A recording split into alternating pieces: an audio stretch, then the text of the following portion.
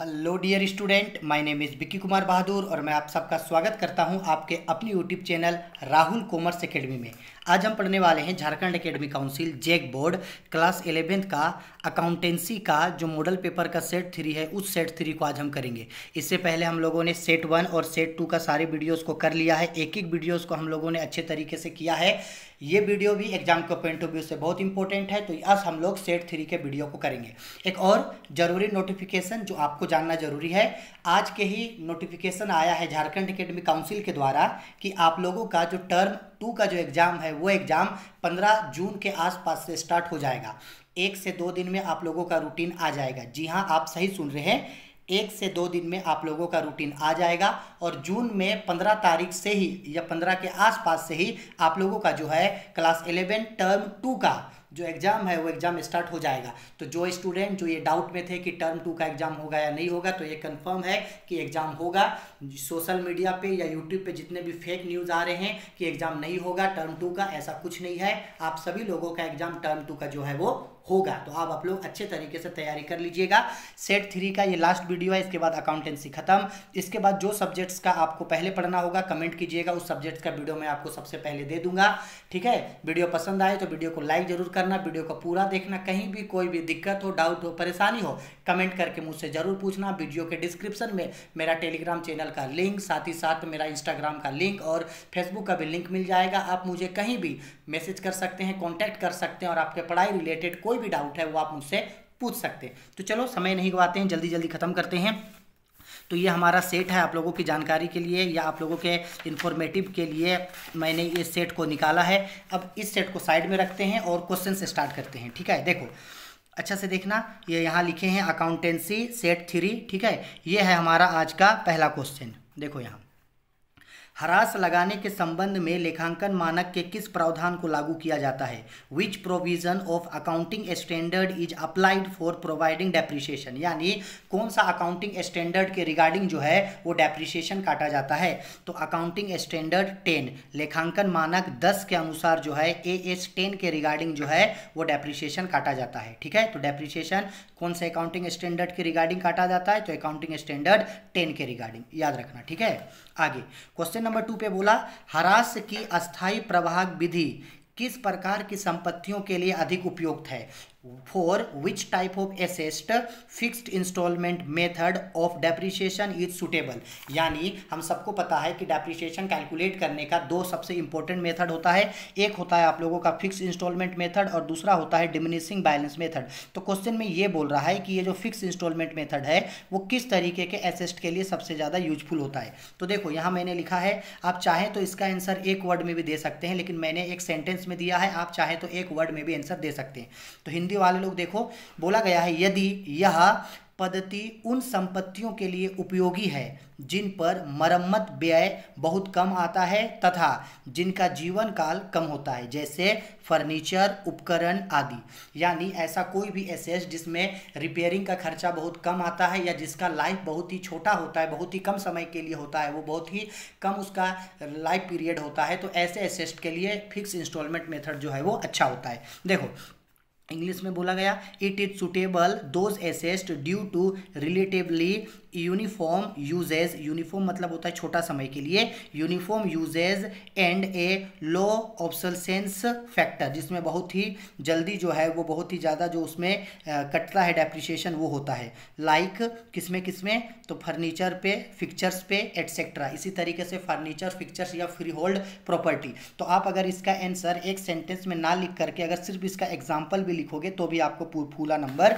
मिल जाएगा। ठीक है, चलो आओ क्वेश्चन नंबर 3 पे आते हैं। बोला गया है क्वेश्चन नंबर 3 पे, देखो 3 नंबर क्वेश्चन पे बोला गया है, आयोजन के मुख्य उदाहरण है। Give some examples of provision, आयोजन के कुछ मुख्य उदाहरण दीजिए। Give some example of provisions, provisions के ये कुछ कुछ एग्जाम्पल्स हैं। तो बोला गया है प्रोविजन किस तरीके का होता है? तो provision for bad debts, provision for bad and doubtful debts, provision for discount on debtors, provision for depreciation, provision for taxation. इसी तरीके का और भी प्रोविजन होता है, लेकिन कुछ ही एग्जाम्पल पूछा था तो मैंने आप लोगों को 4 एग्जाम्पल बता दिया। ठीक है, क्वेश्चन नंबर 4 बोला गया है, लाभ हानि खाता क्यों बनाया जाता है? यहाँ पे एक चीज छूट गया लिखने, खाता। लाभ हानि खाता क्यों बनाया जाता है। बोला गया why is profit and loss account prepaid. तो एक सेंटेंस में आंसर देना है, तो लिख लेना शुद्ध लाभ अथवा शुद्ध हानि की गणना के लिए, for the calculation of net profit and net loss. यानी जो लाभ हानि खाता होता है प्रॉफिट एंड लॉस अकाउंट, वो क्यों बनाया जाता है, तो नेट प्रॉफिट और नेट लॉस निकालने के लिए जो है वो प्रॉफिट एंड लॉस अकाउंट बनाया जाता है। 5 नंबर पे अस्थाई संपत्तियां क्या है, व्हाट आर फिक्स एसेट्स। देखो एसेट्स दो तरीके का होता है, करेंट एसेट और फिक्स एसेट। करेंट एसेट में दो तरीके का एसेट आता है, टंजिबल और इनटंजिबल। तो हमको ये पूछ रहा है कि क्या होता है आपका अस्थाई संपत्ति है यानी फिक्स एसेट। फिक्स एसेट को नॉन करेंट एसेट भी बोला जाता है, यानी अस्थाई संपत्तियों को गैर चालू संपत्ति भी बोला जाता है। तो फिक्स एसेट क्या है, आई होप आप सब कॉमर्स के स्टूडेंट हैं, आप लोगों को ये सब तो बहुत अच्छा से पता होगा। फिक्स एसेट क्या होता है, तो अस्थाई संपत्ति से आशय ऐसे संपत्तियों से होता है जिनका प्रयोग 1 वर्षों से लंबे समय तक होता है और जिन्हें बार बार रोकड़ में बदला नहीं जाता। यानी ऐसा एसेट जिसको आप लंबे समय तक यूज करते हो और जिसको आप बार बार खरीद या बेच नहीं सकते, बार बार केस में बदल नहीं सकते, ऐसे एसेट को फिक्स एसेट बोला जाता है। Fix assets are those assets which are used for a long period of time and not convertible in cash। आप इसको बार बार खरीद या बेच नहीं सकते और आप इसको बार बार केस में बदल नहीं सकते, लंबे समय तक इस एसेट का यूज होता है। जैसे क्या किया, जैसे land, building, furniture, plant and machinery, ठीक है, computers, motor cars, motor bikes, ये सारा आपके लिए जो है वो फिक्स एसेट का काम करता है। ये कुछ एग्जाम्पल है, लैंड, बिल्डिंग, फर्नीचर एटसेट्रा। ठीक है, चलो आओ आगे बढ़ते हैं। आगे आते हैं क्वेश्चन नंबर 6 पे। क्वेश्चन नंबर 6 पे बोला गया है इकहरा लेखा प्रणाली तथा दोहरे लेखा प्रणाली में दो अंतरों को बताइए। आप डिफरेंसेस पूछा है, single entry system and double entry system में डिफरेंस। तो पहले हिंदी वाले स्टूडेंट देख लीजिए, याद रखना कभी भी अगर बिजनेस स्टडी हो, ईटीपी हो या तो फिर कोई भी सब्जेक्ट हो या अकाउंटेंसी हो, किसी भी सब्जेक्ट में अगर आपको डिफरेंसेस निकालने बोलेगा, डिफरेंसेस मांगेगा, तो टेबल में आप डिफरेंसेस को बताओगे। ठीक है, तो पहले हिंदी में बताया है इकहरा लेखांकन प्रणाली तथा दोहरे लेखांकन प्रणाली में अंतर। तो क्रम संख्या है, अंतर का आधार है इकहरा लेखा प्रणाली और दोहरा। तो सबसे पहला दोनों में डिफरेंस किए हैं किस बेस पे, सौदे के लेखे, यानी किस चीज में किस तरीके के ट्रांजैक्शंस को रिकॉर्ड किया जाता है। तो इकहरा लेखा प्रणाली में लिखे इसमें कुछ लेन देनों का लेखांकन दो पक्ष, कुछ का एक ही पक्ष तथा कुछ का लेखांकन नहीं किया जाता। यानी डबल सिंगल एंट्री सिस्टम में कुछ ट्रांजैक्शंस को दोनों साइड में, कुछ ट्रांजैक्शंस को एक ही साइड में और कुछ ट्रांजैक्शंस को रिकॉर्ड नहीं किया जाता। लेकिन ये जो दोहरा लेखांकन प्रणाली होता है इसमें प्रत्येक लेन देनों का लेखा दोनों पक्षों में होता है, यानी डेबिट और क्रेडिट दोनों पक्षों में इसका लेखांकन होता है। ठीक है, आते हैं पॉइंट नंबर 2 पे, खाते मतलब किस किस तरीके का अकाउंट्स बनता है। तो याद रखना ये जो सिंगल एंट्री सिस्टम होता है इकहरा लेखांकन प्रणाली, इसमें केवल व्यक्तिगत खाते खोले जाते हैं, यानी सिर्फ और सिर्फ पर्सनल अकाउंट खोला जाता है। लेकिन जो मेरा दोहरा लेखांकन प्रणाली है उसमें सभी प्रकार के खाते खोले जाते हैं, जैसे पर्सनल अकाउंट, रियल अकाउंट और नॉमिनल अकाउंट, तीनों अकाउंट आता है। और भी दोनों में बहुत सारा डिफरेंसेस है, लेकिन सिर्फ दो ही डिफरेंसेस पूछा था इसलिए सिर्फ दो ही डिफरेंसेस बताया गया है। अब इंग्लिश में आते हैं, स्क्रीनशॉट इसका हिंदी वाले लोग ले लीजिएगा। अब इंग्लिश में आते हैं, बोला गया there are two differences between double entry system and single entry system. तो यहाँ लिखे हैं serial number basis, single entry system and double entry system. तो सबसे पहला बेसिस वही जैसे हिंदी में था वैसे ही आप लोगों के लिए भी लिखे हैं, रिकॉर्डिंग ऑफ ट्रांजेक्शंस। तो बोला गया सिंगल एंट्री सिस्टम में क्या होता है, some transaction recorded in double side, some in one side and some are not recorded. कुछ ट्रांजेक्शंस को डबल साइड में लिखा जाता है, कुछ ट्रांजेक्शंस को एक साइड में लिखा जाता है और कुछ ट्रांजेक्शंस को नहीं लिखा जाता। लेकिन डबल एंट्री सिस्टम में क्या होता है, both aspect of transactions are recorded in the book. Both aspect मतलब होता है डुअल कॉन्सेप्ट, डुअल कॉन्सेप्ट से इसमें ट्रांजेक्शंस को लिखा जाता है। Point number 2, accounts, only personal account is maintain. अभी ऊपर बताए थे कि सिंगल एंट्री सिस्टम में सिर्फ पर्सनल अकाउंट बनता है, जबकि डबल एंट्री सिस्टम में पर्सनल अकाउंट, रियल अकाउंट और नॉमिनल अकाउंट सब बनता है। ठीक है, चलो अब आते हैं क्वेश्चन नंबर 17 में, सॉरी माफ कीजिएगा क्वेश्चन नंबर 7 पे। देखो आप लोगों के लिए यहाँ क्वेश्चन नंबर 7 है, ये देखो 7 पे क्या बोला गया है, आधुनिक कंप्यूटरीकृत लेखांकन प्रणाली किस अवधारणा पर आधारित है। Modern computerised accounting system is based on which concept. कौन से कॉन्सेप्ट पे, आज के समय में जो मॉडर्न कंप्यूटर अकाउंटिंग है, मॉडर्न कंप्यूटर अकाउंटिंग किस चीज़ पे बेस्ड है? तो मॉडर्न अकाउंटिंग कंप्यूटर जो है वो आज के समय में डेटाबेस पे बेस्ड है, याद रखना, ठीक है। आधुनिक कंप्यूटर लेखांकन प्रणाली डाटाबेस पर बेस्ड है। Modern computerised accounting system is based on data based concept, ठीक है। चलो अब आते हैं क्वेश्चन नंबर 8 पे। चलो क्वेश्चन नंबर 8 पे दोनों ही सेट में मैंने आपको बताया था, ये जो क्वेश्चन नंबर 8 होगा यहाँ से डेप्रिसिएशन का क्वेश्चन पूछेगा, यहाँ से भी डेप्रिसिएशन का क्वेश्चन पूछा गया है। देखो ये है क्वेश्चन नंबर 8, ठीक है। जल्दी जल्दी आप लोगों को क्वेश्चन 8 पढ़ के समझा देते हैं। बोला गया है on 1 January 2016 A machinery was purchased costing ₹50,000। 1 जनवरी 2016 को आपने एक मशीन खरीदा जिसका कॉस्ट है 50,000। Prepare machinery account for 3 year, आपको 3 साल का मशीनरी अकाउंट बनाने बोला। Calculate depreciation at the rate of 10% on original cost method. कौन से मेथड पे? Original cost method. और हर साल अकाउंट कब क्लोज हो रहा है? 31 दिसंबर। देखो बहुत सिंपल है, 50,000 का आपने एक मशीन खरीदा 1 जनवरी 2016 को, हर साल 10% डेप्रिसिएशन करता है original cost method. Original cost method का ही मतलब होता है फिक्स्ड इंस्टॉलमेंट मेथड, ठीक है। इसका मतलब एक साल जो डेप्रिसिएशन यानी एसेस्ट का जो फिक्स्ड प्राइस होगा, जो ओरिजिनल कॉस्ट होगा, हर साल वही उसी कॉस्ट प्राइस पे डेप्रिसिएशन कटेगा। फिक्स्ड इंस्टॉलमेंट मेथड या स्ट्रेट लाइन मेथड या ओरिजिनल कॉस्ट मेथड एक ही चीज़ होता है, ठीक है। एसेस्ट के ओरिजिनल कॉस्ट प्राइस पे कटेगा। तो मैं यहाँ आप लोगों को 1 साल के लिए डिप्रिसिएशन, 1 साल के लिए मशीनरी अकाउंट बना दे रहा हूँ, बाकी 2 साल का मशीनरी अकाउंट आप लोग खुद नीचे बनाना, ठीक है। क्योंकि एग्जाम में आप लोग को बनाना है ना, तो एग्जाम्स के लिए तैयारी आप लोग को करना है। वीडियो के कमेंट बॉक्स पे कमेंट करके इसका लास्ट का आंसर मुझे जरूर बता देना, ठीक है। तो देखो यहाँ डेट लिखे हैं, particular amount, date particular amount 2016 1 जनवरी को मशीन खरीदा गया है, तो टू बैंक अकाउंट करके दिखाएं 50,000 का मशीन। अब 31 दिसंबर को डेप्रिसिएशन काटा, तो 31 दिसंबर 2016 को बाय डेप्रिसिएशन काटे 50,000 का 10% 5,000। अब बैलेंस करेंगे तो इधर 50,000, इधर भी होना चाहिए 50,000, लेकिन 50,000 से कितना डेप्रिसिएशन कट गया? 5,000, तो कितना बचा? 45,000। यानी पहला साल का बैलेंस सीडी आया 45,000। अब सीडी को दूसरे साल 2017 में बीडी बनाए, टू बैलेंस बीडी 45,000। अब 2017 31 दिसंबर को यहाँ डेप्रिसिएशन काटेंगे बाय डेप्रिसिएशन, और डेप्रिसिएशन ओरिजिनल कॉस्ट पे बोला, ठीक है। ओरिजिनल कॉस्ट मेथड यानी फिक्स इंस्टॉलमेंट मेथड, तो ये 50,000 पे ही हर साल का डेप्रिसिएशन कटेगा। पहला साल भी 50,000 पे, दूसरे साल भी 50,000 पे, तीसरे साल भी 50,000, ठीक है। यानी हर साल का डेप्रिसिएशन कितना कितना आएगा? हर साल का डेप्रिसिएशन 5,000 आएगा। बैलेंस सीडी बीडी करके बना देना, ठीक है। चलो क्वेश्चन नंबर 9 बोला गया हरास के 3 कारण बताइए। State 3 causes of depreciation. अगर किसी भी फिक्स एसेट पे डेप्रिसिएशन कटता है तो उस डेप्रिसिएशन के पीछे क्या कारण होता है? 3 रीज़न आपको बताना है। मैंने आप लोगों को यहाँ पे 6 रीज़न बताया है, आपको जो आंसर याद रहे 3 आंसर को लिख लेना। एसेट पे डेप्रिसिएशन कटता है, उसके सबसे पहला कारण है एसेट में घिसावट आता है। जब हम लोग कोई भी एसेट को खरीदते हैं, उसको यूज करते हैं, तो धीरे धीरे वो फिक्स एसेट घिसता है। घिसने के कारण उस पर घिसावट व्यय लगता है, यानी डेप्रिसिएशन कटता है। तो सबसे पहले एसेट पे डेप्रिसिएशन किस वजह से कटता है? घिसावट की वजह से। घिसावट को इंग्लिश में बोला जाता है वियर एंड टियर, ठीक है। दूसरा समय की समाप्ति, पासेज ऑफ इफिशियंसीज टाइम, यानी धीरे धीरे जैसे जैसे टाइम बीतते जाता है वैसे वैसे उस पर डेप्रिसिएशन कटने लगता है। तीसरा कारण अप्रचलन, ठीक है, ऑब्सोलेसेंस। इसका मतलब है जब एसेट को आप यूज नहीं करोगे, रख दोगे, तो भी धीरे धीरे जो है वो उस पर डेप्रिसिएशन कटेगा। रिक्तीकरण, डिप्लेशन के कारण भी डेप्रिसिएशन कटता है।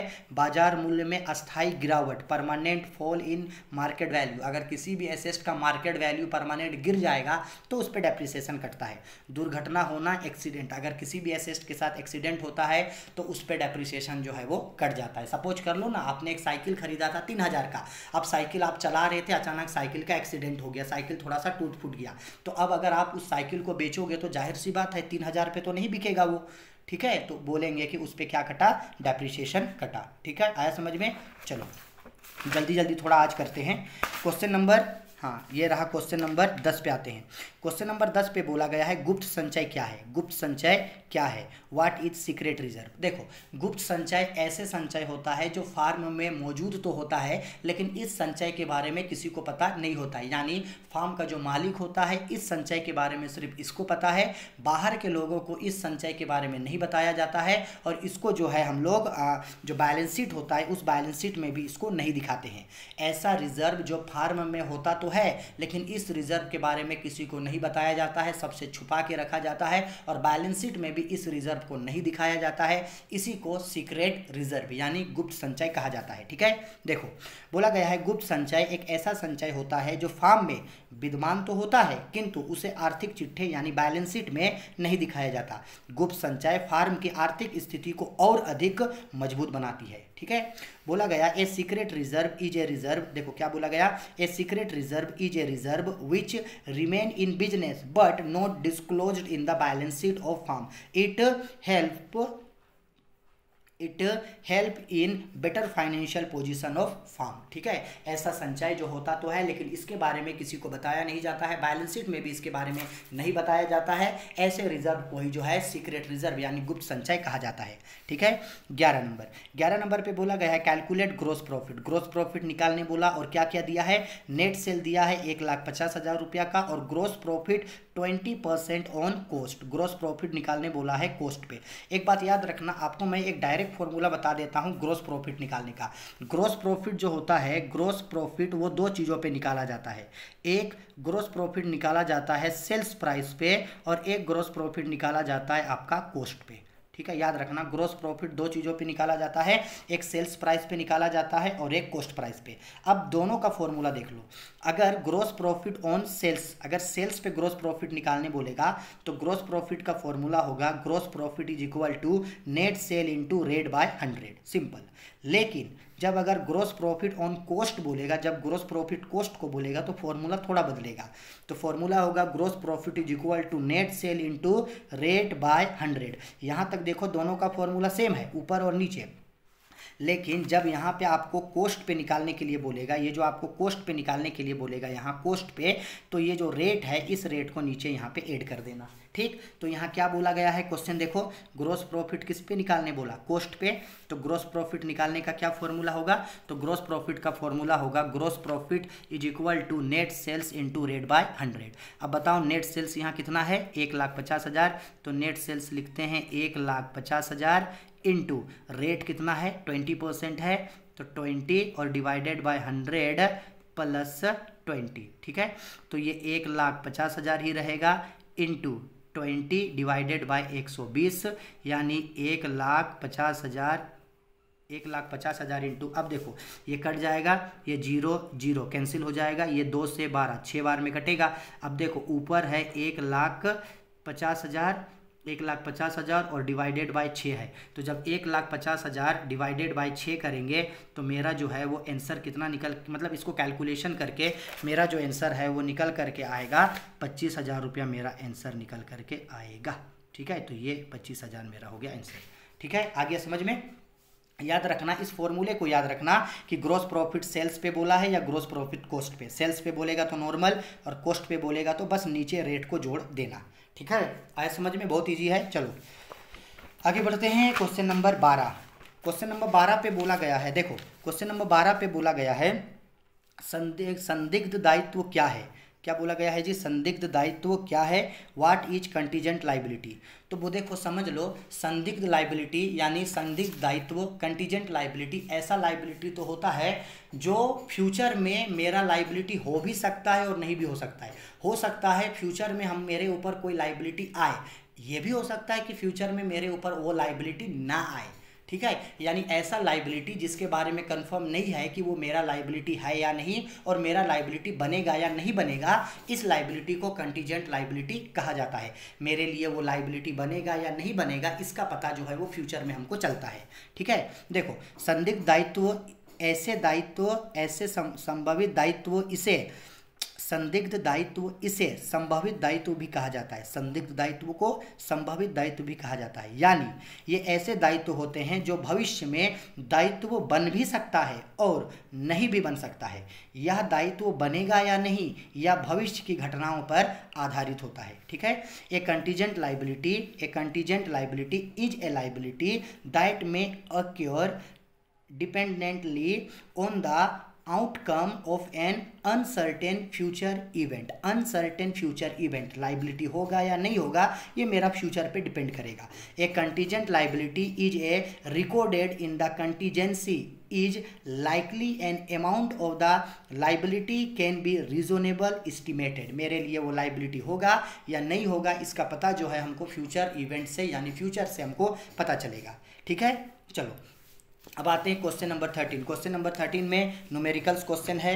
देखो ये है मेरा क्वेश्चन नंबर 13। इस तरीके का क्वेश्चन सेट 2 में भी दिया गया था, बस थोड़ा सा उसको पलट के दिया। बोला गया calculate the missing figure. Missing figure निकालने बोला।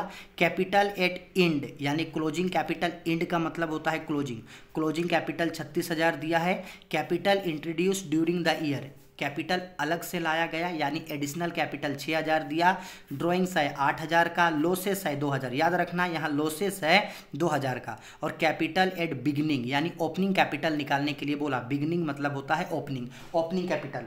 तो आप देख के समझ गए होंगे कि ये जो क्वेश्चन है ये मेरा सिंगल एंट्री का क्वेश्चन है। अब सिंगल एंट्री सिस्टम पे मैंने आपको बार बार बताया है कि सिंगल एंट्री सिस्टम पे प्रॉफिट निकाला जाता है। और प्रॉफिट निकालने का फॉर्मूला क्या होता है? तो सर प्रॉफिट निकालने का फॉर्मूला होता है profit is equal to, profit का फॉर्मूला क्या होता है? प्रॉफिट का फॉर्मूला होता है profit is equal to closing capital plus drawings minus additional capital minus opening capital. Set 1 से ही ऐसा क्वेश्चन देखने को मिल रहा है, एग्जाम में ऐसा क्वेश्चन जरूर पूछेगा। तो अच्छे तरीके से आप लोग इसका प्रैक्टिस करके जरूर जाइएगा। ठीक है। तो अब देखो समझते हैं। तो ये तो प्रॉफिट का फॉर्मूला है और यहाँ क्वेश्चन में क्या बोला गया था? प्रॉफिट के जगह, यहाँ गौर करना, प्रॉफिट के जगह यहाँ पे लॉस दिया गया है 2,000। तो प्रॉफिट का नेगेटिव रिजल्ट ही ना लॉस होता है। तो प्रॉफिट के जगह यहाँ पे लॉस दिया है 2,000। तो एक काम करना, यहाँ इस प्रॉफिट के जगह यहाँ पे माइनस में 2,000 दिखा दो। इसका मतलब क्या है कि ये प्रॉफिट ना होके 2,000 रुपये का क्या है? लॉस है। ठीक है। अब चाहिए क्लोजिंग कैपिटल। तो यहाँ देखो मेरा क्लोजिंग कैपिटल यानी कैपिटल एट इंड कितना रुपया है? 36,000। तो क्लोजिंग कैपिटल के जगह लिखेंगे यहाँ पे 36,000। ठीक है। फिर प्लस करना है ड्राइंग्स को। तो देखो यहाँ पे तो दे रखा है ऑलरेडी मेरा ड्राइंग्स कितना है यहाँ 8,000 का। तो ड्राइंग्स हो जाएगा मेरा 8,000 रुपया का माइनस एडिशनल कैपिटल। तो एडिशनल कैपिटल देखो अलग से कितना कैपिटल इंट्रोड्यूस किया है 6,000 का। तो 6,000 रुपया मेरा एडिशनल कैपिटल है और माइनस ओपनिंग कैपिटल। तो सर ओपनिंग कैपिटल ही तो निकालना है सर, तो ओपनिंग कैपिटल को छोड़ दिए। ठीक है। आ रहा है बात समझ मेरा? चलो अब इसको सॉल्व किया जाए। तो ये माइनस 2,000 को यहीं छोड़ देते हैं। चलो इज इक्वल टू 36,000 में 8,000 जोड़ेंगे तो ये कितना हो जाएगा? 36 4 40 और 4 44, ये 44,000 और ये माइनस में 6,000। तो ये मेरा हो जाएगा माइनस ओपनिंग कैपिटल। समझ में आ रहा है ना? ठीक है। चलो ये माइनस में मेरा 2,000 यहीं छोड़ते हैं। अब बताओ 44,000 में से 6,000 रुपये जब घट जाएगा तो ये मेरा तो ये मेरा 38,000 रुपया हो जाएगा। 38,000 माइनस ओपनिंग कैपिटल। अब एक काम करना, इसको यहीं छोड़ते हैं माइनस 2,000, इस 38,000 38,000 को इधर लाते हैं तो माइनस 38,000 हो जाएगा क्योंकि उधर प्लस में है और ये माइनस हो जाएगा ओपनिंग कैपिटल। अब बता हमको माइनस 2,000 और माइनस 38,000 जुड़ जाएगा तो माइनस 40,000 हो जाएगा is equal to minus opening capital. अब बता तो जरा क्या ये माइनस माइनस कैंसिल नहीं हो जाएगा? सर बिल्कुल हो जाएगा। तो देयरफॉर ओपनिंग कैपिटल जो है वो मेरा कितना हो जाएगा? ओपनिंग कैपिटल हो जाएगा 40,000 रुपया। ये हो गया मेरा आंसर। फ़र्क यही है कि इससे पहले सेट 1 और सेट 2 पे जो है वो प्रॉफिट दिया था, लेकिन यहाँ प्रॉफिट ना दे करके प्रॉफिट के जगह लॉस दिया था, इसलिए इसको माइनस में दिखाएं। प्रॉफिट होता तो प्लस में दिखाते और बाकी सब काम वैसे ही कर देते। एग्जाम में ऐसा क्वेश्चन जरूर पूछेगा, अच्छे तरीके से आप लोग इसका तैयारी करके जरूर जाना। ठीक है। चलो आओ 13 हो गया। 13 के बाद आते हैं क्वेश्चन नंबर 14 पे। क्वेश्चन नंबर 14 पे क्या बोला सर? बोला है कंप्यूटरीकृत लेखांकन प्रणाली की अवधारणा संक्षेप में दे। Give in briefly the concept of computerised accounting. अगर आपके पास डॉक्टर एस.के. सिंह का बुक है तो मैं आप लोगों को बता दूंगा कि ये जो कंप्यूटरीकृत लेखांकन प्रणाली है, ये जैसे ही कंप्यूटर का टॉपिक स्टार्ट हुआ है, कंप्यूटर का चैप्टर स्टार्ट हुआ है, उसका जो लेसन 2 है, लेसन का नाम है लेखांकन में कंप्यूटर का अनुप्रयोग, application of computer in accounting, उसका फर्स्ट पेज में ही जो है इस क्वेश्चन का आंसर वहां पे दिया हुआ है।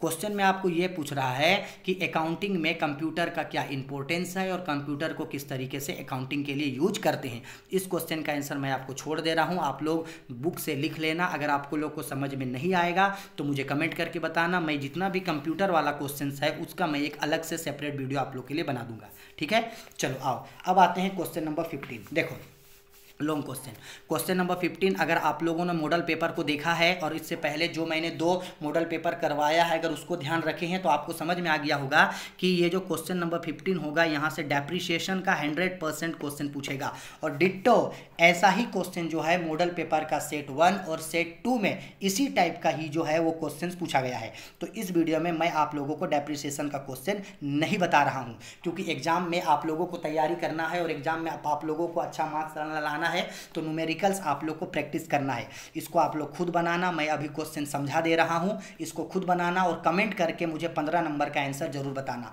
मैं भी जरा देखता हूं कि कौन सा स्टूडेंट सीरियसली में पढ़ाई कर रहे हैं या कौन सा स्टूडेंट सिर्फ नाम भर के लिए वीडियो देखते हैं और पढ़ते नहीं हैं और ऐसे ही चले जाते हैं। तो 15 नंबर का आंसर और जितना भी क्वेश्चन बाकी मैं छोड़ रहा हूँ उन सारे क्वेश्चन का आंसर मुझे कमेंट करके बताइएगा। जरा मैं भी देखता हूँ कि कौन स्टूडेंट जो है वो अच्छे तरीके से पढ़ रहे हैं। ठीक है, आओ 15 नंबर का क्वेश्चन समझा देते हैं। क्या बोला देखो, अच्छे से समझा देते हैं। देखो यहाँ पे इसका मैंने सॉल्यूशन बता दिया है। देखो क्या बोल रहा है यहाँ पे कि एक ए लिमिटेड एक कंपनी है जो एक मशीन खरीदा है। M1 मतलब इसलिए लिखे क्योंकि इस क्वेश्चन में टोटल 3 मशीन खरीदा गया है, M1 M2 M2 M1 M2 M3, यानी मशीन 1 मशीन 2 मशीन 3। तो बोला ए लिमिटेड जो है 1 अप्रैल 2016 को एक मशीन खरीदा जिसका कॉस्ट 30,000 है। 1 अप्रैल 2016 को एक मशीन खरीदा जिसका कॉस्ट कितना है 30,000। आगे जाके 1 जुलाई 2017 को एक और मशीन खरीदा जिसका कॉस्ट 20,000 है। एक मशीन 1 अप्रैल 2016 को खरीदा 30,000 का, दूसरा मशीन 1 जुलाई 2017 को खरीदा 20,000 का। अब देखो यहाँ क्या हुआ, 1 अप्रैल 2019 को क्या हुआ, ये मशीन जो 1 अप्रैल 2016 को खरीदा था मशीन 1, उसको बेच दिया गया 23,500 में। यहाँ इसको गौर करना, 1 अप्रैल 2016 को जो 30,000 का मशीन खरीदा था उस मशीन को बेच दिया गया 1 अप्रैल 2019 को 23,500 में। और उसी दिन 1 अप्रैल 2019 को एक और मशीन खरीदा, एक और मशीन 3 परचेज किया गया, कितना का 40,000 रुपया का। ठीक आया समझ में। अब बोला गया है ये जितना भी मशीन है उस पर डेप्रिसिएशन काटा जा रहा है 10% पर एनम। कौन से मेथड पे? Original cost method. Original cost method को ही क्या बोला जाता है? फिक्स इंस्टॉलमेंट मेथड या स्ट्रेट लाइन मेथड, यानी हर साल ओरिजिनल कॉस्ट पे डेप्रिसिएशन कटेगा। ठीक है, इसके बाद क्या बोला गया है? Prepare machinery account for 3 year. 3 साल के लिए आपको मशीनरी का अकाउंट बनाना है। अकाउंट्स आर क्लोज ऑन 31 दिसंबर। हर साल अकाउंट जो है वो 31 दिसंबर को बंद हो जाता है। इसी तरीके का इससे पहले भी 2 सेट में क्वेश्चन पूछा गया है। आप इसको अच्छे तरीके से कर लेना और इसका आंसर कमेंट करके बताना। अगर क्वेश्चन बनाने में दिक्कत होता है तो वीडियो बॉक्स पे कमेंट करना। कमेंट करने के बाद मैं आपका सारे क्वेश्चंस का आंसर जो है वो सेपरेटली अलग वीडियो में बता दूंगा। ठीक है, चलो आओ क्वेश्चन नंबर 16। लॉन्ग क्वेश्चन है, थ्योरी है, पूरा थ्योरी है। बोला गया है आयोजन तथा संचय में क्या अंतर है? What are the distinctions between provision and reserve. तो दोनों में अंतर पूछा है। अंतर के लिए मैंने आपको बताया कि टेबल में बताइए। टेबल में अंतर जब भी बोलेगा अंतर को आप लोग हमेशा टेबल में बताइएगा। तो देखो इस तरीके से जो है वो 6 अंतर में मैंने आप लोगों को बताया। अब एक एक करके जो है वो सारा अंतर मैं आप लोगों को समझा रहा हूँ। ठीक है, देखो सबसे पहले क्रम संख्या अंतर का आधार, पहले हिंदी में समझा रहे फिर इंग्लिश में। क्रम संख्या अंतर का आधार आयोजन संचय। तो सबसे पहला प्रकृति। तो याद रखना आयोजन जो है वो लाभ पे काटा जाता है। ठीक है, लाभ पे काटा जाता है, लाभ से काटा जाता है, इसलिए जो है आयोजन एक प्रकार का व्यय है। आयोजन क्या है? एक प्रकार का व्यय है, जबकि संचय लाभ का भाग है। आयोजन जो है एक प्रकार का व्यय है और संचय लाभ का भाग है। पॉइंट नंबर 2, उद्देश्य यानी क्यों बनाया जाता है। ठीक है, आयोजन और संचय का निर्माण क्यों किया जाता है। तो उद्देश्य में है, इसका उद्देश्य ज्ञात हानि एवं ह्रास की व्यवस्था करना है। आपका जो भी हानि है या जो आपका डेप्रिसिएशन है उसके लिए आयोजन बनाया जाता है। संचय, इसका उद्देश्य कार्यशील पूंजी में वृद्धि करना होता है। वर्किंग कैपिटल को बढ़ाने के लिए जो है ये संचय का निर्माण किया जाता है। तीसरा, प्रयोग यानी उसको कहाँ कहाँ पे यूटिलाइजेशन करते हैं, यूटिलाइज। तो याद रखना, आयोजन का यूटिलाइजेशन जो है उन्हीं कार्यों के लिए किया जा सकता है जिसके लिए बनाया गया है, यानी जिस पर्पस के लिए आयोजन को बनाया गया है उसी के लिए आयोजन को यूज कर सकते हैं। तो देखो लिखा, इसका प्रयोग उसी हानि की पूर्ति के लिए किया जा सकता है जिसके लिए यह बना है। ठीक है, उसी हानि के लिए, उसी लॉस का भरपाई करने के लिए ये होगा जिसके लिए बनाया गया। जबकि संचय में क्या होता है, इसका प्रयोग किसी भी प्रकार की हानि की पूर्ति के लिए किया जाता है। जिस भी तरीके का हानि होगा उन सब के लिए जो है रिजर्व से पैसा जा सकता है। प्रदर्शन यानी कहाँ दिखाते हैं। तो देखो क्या बोला गया, ये जो आयोजन है इसे लाभ हानि खाते के डेबिट पक्ष में दिखाया जाता है, प्रॉफिट एंड लॉस अकाउंट के डेबिट पक्ष में दिखाया जाता है।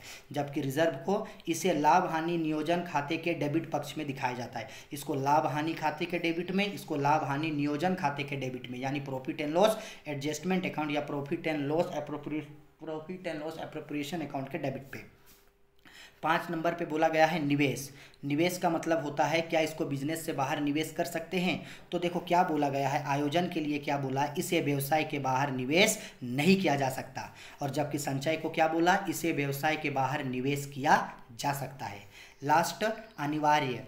तो बोला गया है इसका निर्माण करना अनिवार्य होता है, प्रोविज़न को बनाना एकदम अनिवार्य होता है। जबकि नियोजन जो संचय है इसका निर्माण करना अनिवार्य नहीं होता। ठीक है, तो बहुत ही ईजी तरीके से जो है इसका वो 6 आंसर है। आप लोग जल्दी जल्दी इसका स्क्रीनशॉट ले लो और ले करके इसको अच्छे तरीके से जो है आप लोग याद कर लेना। ठीक है, चलो हिंदी हो गया, अब इंग्लिश में फटाफट पढ़ते हैं। देखो ये दोनों में डिफरेंसेस है। तो distance between provision and reserve, serial number है, बेसिस है, प्रोविज़न और रिजर्व। जो हिंदी में डिफरेंसेस है वही इंग्लिश में भी लिखे हैं। सबसे पहले nature, it is an expenses, ये एक तरीके का एक्सपेंसेस है। जबकि रिजर्व जो है it is a part of profit, ये प्रॉफिट का हिस्सा है।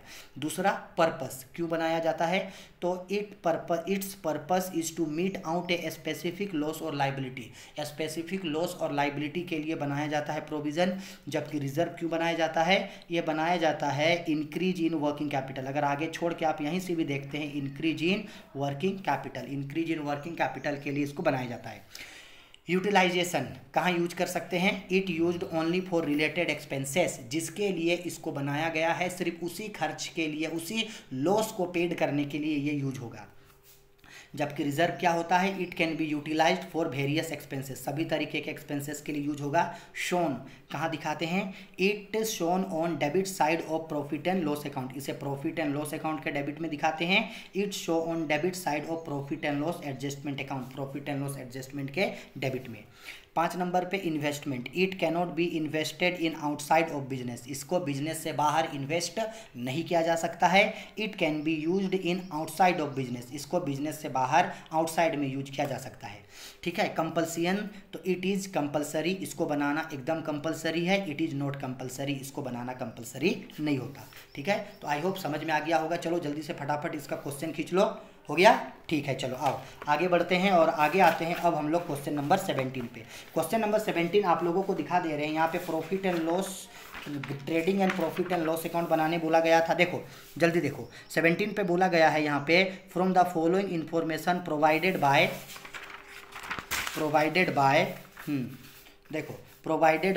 Shri Mahesh prepare trading and profit and loss account for the year ending. क्या निकालने बोला है, सिर्फ आपको प्रॉफिट एंड ट्रेडिंग और प्रॉफिट एंड लॉस एडजस्टमेंट, ये एक पूरा का पूरा जो है एक स्टेटमेंट दिया गया है उसके बिजनेस का। पार्टिकुलर है, डेबिट साइड है, क्रेडिट साइड है, थोड़ा ऊपर करके आप लोगों को दिखा रहे हैं। हाँ ठीक है, चलो देखो क्या क्या दिया है। ओपनिंग स्टॉक 4000 का, परचेजेस 15000 का, सेल्स 2000 का, purchase return and sales return. Purchase return credit side होता है 5,000 का, सेल्स रिटर्न डेबिट साइड होता है 1,000 का है, वेजेज है 6,000 का, आउटस्टैंडिंग वेजेज है 5,000 का, ट्रेवलिंग एक्सपेंसेस है 2,000 का, डिस्काउंट का डेबिट बैलेंस है 2,000 और क्रेडिट बैलेंस है 500।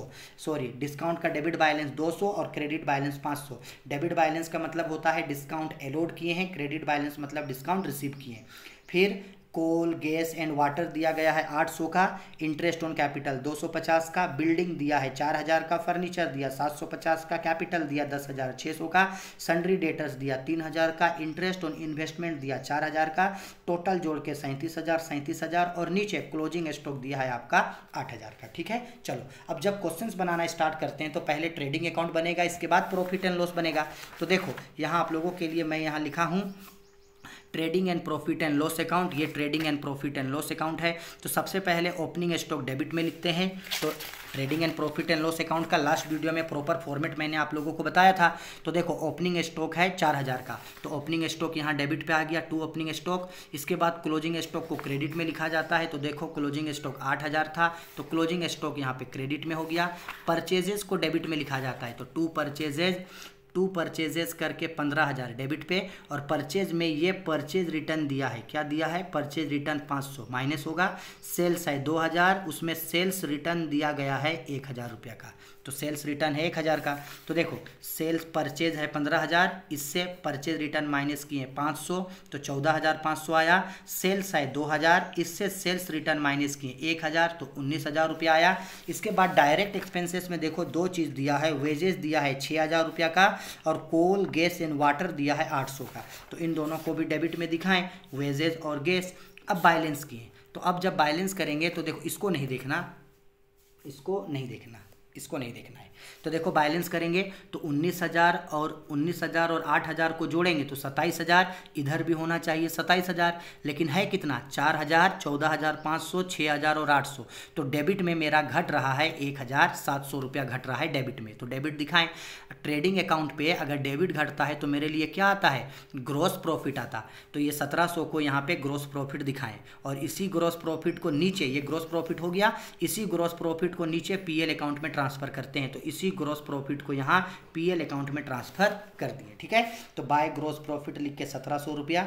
इसके बाद डिस्काउंट का credit balance income and gain होता है, तो क्रेडिट में। Interest on investment income and gain होता है, तो क्रेडिट में। ट्रेड एक्सपेंसेस डेबिट में और डिस्काउंट डेबिट में। फिर बैलेंस किए, तो बैलेंस करने के बाद इधर घटा 2,000, इधर हो रहा है 2,600, इधर भी होना चाहिए 2,600, लेकिन है 2,200, तो कितना घट रहा है, 400 रुपया घट रहा है। तो 400 रुपया मेरा क्या आया, नेट प्रॉफिट आ गया। बैलेंस शीट नहीं बनाने बोला है, इसलिए बैलेंस शीट यहाँ नहीं देखो। ठीक है, ये क्वेश्चन मेरा है ट्रेडिंग अकाउंट और प्रॉफिट एंड लॉस अकाउंट का। इसका स्क्रीनशॉट ले लो और अच्छे तरीके से इसको जो है वो बनाना। चलो आगे बढ़ते हैं, क्वेश्चन नंबर 18 पे आते हैं। क्वेश्चन नंबर 18, अगर आप लोगों ने सेट 1 और सेट 2 किया है तो ये क्वेश्चंस आप लोगों से बन जाएगा। बोला गया है from the following information you are required to prepare a statement showing profit और लॉस। आपको प्रॉफिट एंड लॉस निकालना है, तो प्रॉफिट एंड लॉस निकालना है तो जाहिर सी बात है समझ जाना, ये सिंगल एंट्री का क्वेश्चन है। बिल्डिंग दिया है 5 लाख का, फर्नीचर दिया है 4,50,000 रुपया का, स्टॉक इन ट्रेड दिया है 1 लाख का, बिल्स रिसेबल 30,000 का, कैश इन हैंड 40,000 का, क्रेडिटर्स 3 लाख का, एडिशनल कैपिटल 1,60,000 का, drawings made during the year, drawings दिया है 40,000 का, कैपिटल एट द बिगिनिंग का मतलब होता है ओपनिंग कैपिटल दिया है 7,50,000। अब आपको निकालना है प्रॉफिट। तो गौर करना, अगर सिंगल एंट्री सिस्टम से आप प्रॉफिट निकालोगे तो प्रॉफिट का फॉर्मूला क्या होता है, profit is equal to, profit निकालने के लिए क्या करते हैं, एक स्टेटमेंट बनाते हैं या नहीं बनाते, याद आ रहा है कुछ लॉन्ग क्वेश्चन में किस तरीके से प्रॉफिट निकालते हैं। प्रॉफिट निकालने के लिए सबसे पहले क्या लिखते हैं, क्लोजिंग स्टॉक निकालते हैं, statement of profit and loss बनाते हैं ना, क्लोजिंग स्टॉक निकालते हैं, उसमें हम लोग ऐड करते हैं ड्राइंग्स को। ठीक है, ड्राइंग्स को ऐड करते हैं, फिर जो अमाउंट आता है उसमें से हम लोग लेस करते हैं एडिशनल कैपिटल को। किसको लेस करते हैं, एडिशनल कैपिटल को। फिर हम लोग यहाँ से लेस करते हैं आपका ओपनिंग कैपिटल को। तो मेरा निकल करके आ जाता है प्लस में आएगा तो प्रॉफिट आएगा, माइनस में आएगा तो लॉस आता है, ये निकलता है। यानी क्लोजिंग कैपिटल में ऐड करते हैं ड्राइंग्स को, लेस करते हैं एडिशनल कैपिटल को, लेस करते हैं ओपनिंग कैपिटल को, तो प्रॉफिट आएगा। तो गौर करना, यहाँ पे एडिशनल कैपिटल भी दिया है, ड्राइंग्स भी दिया है, ओपनिंग कैपिटल भी दिया है, क्या क्लोजिंग कैपिटल दिया है? नहीं ना, तो पहले क्लोजिंग कैपिटल निकालना होगा। तो याद करो, सेम क्वेश्चन नंबर 18 सेट 2 का, अकाउंटेंसी सेट 2 का क्वेश्चन नंबर 18 में सेम यही क्वेश्चन दिया है। फर्क सिर्फ इतना है कि वहां पे अमाउंट चेंज कर दिया है। क्या चेंज कर दिया है? अमाउंट चेंज कर दिया है, बस यही फर्क है। वहां अमाउंट चेंज किया, वहां अमाउंट कुछ और दिया, यहां अमाउंट कुछ और दिया। तो डिट्टो सेट 2 का क्वेश्चन नंबर 18 ही है। तो ये क्वेश्चंस मैं आप लोगों को छोड़ता हूं, आप इसको बनाना और वीडियो के कमेंट बॉक्स पे कमेंट करके मुझे आंसर जरूर बताना। और सारे स्टूडेंट से रिक्वेस्ट है कि जो भी क्वेश्चन मैं छोड़ रहा हूं प्लीज उसको जरूर बनाना और आंसर जो है वो कमेंट करके मुझे जरूर बताना। अगर नहीं बनता है तो भी कमेंट करना, ताकि मैं नेक्स्ट वीडियो में जितना भी क्वेश्चन छूटा है उन सारे क्वेश्चंस का वीडियो आप लोगों को बना दूं। ठीक है, अब लास्ट क्वेश्चन क्वेश्चन नंबर 19 बोला गया है, कंप्यूटरीकृत लेखांकन पद्धति को परिभाषित कीजिए, मैनुअल तथा कंप्यूटरीकृत लेखांकन पद्धति में अंतर बताइए। सेम वही पूछ रहा है, कंप्यूटरीकृत लेखांकन प्रणाली क्या है और डिफरेंसेस पूछा है मैनुअल और कंप्यूटरीकृत लेखांकन प्रणाली। मैनुअल अकाउंटिंग का मतलब होता है कंप्यूटर के रिगार्डिंग अकाउंटिंग नहीं करना। हम लोग अपने से खुद से जो जर्नल बनाते हैं, लेजर बनाते हैं, ट्रायल बैलेंस बनाते हैं, बैलेंस शीट बनाते हैं, फाइनल अकाउंट बनाते हैं, खुद से जो हम लोग बैलेंस शीट बनाते हैं without any help of computer, खुद से जो हम लोग अकाउंटिंग करते हैं हाथ से, उसी अकाउंटिंग को बोला जाता है मैनुअल अकाउंटिंग। और जो अकाउंटिंग हम लोग कंप्यूटर के बेस पे करते हैं उसे बोला जाता है कंप्यूटर अकाउंटिंग। तो उन दोनों में डिफरेंसेस पूछा। बुक का कंप्यूटर अकाउंटिंग का क्वेश्चन लेसन 2 में ये क्वेश्चंस आप लोगों को मिल जाएगा, वहां से आप देख लेना। ठीक है, इसका भी आंसर छोड़ दे रहा हूं, देख लेना। वीडियो पसंद आई तो वीडियो लाइक करें। कोई भी कमेंट, कोई भी क्वेश्चंस है वीडियो के कमेंट बॉक्स पे मुझसे जरूर पूछिएगा। कोई भी दिक्कत, कोई भी परेशानी हो तो बेझिझक आप मुझे चाहें तो इंस्टाग्राम पे, टेलीग्राम पे, या तो यूट्यूब में, या तो फिर फेसबुक में मुझे फॉलो कर सकते हैं। कमेंट मुझे कीजिएगा, किसी भी तरीके का हेल्प मुझसे चाहिए, मैं आप लोगों का हेल्प हमेशा करूंगा। इसके बाद कौन सा वीडियो चाहिए आपको कमेंट करके बताना, उसका वीडियो मैं आप लोगों को जल्दी अपलोड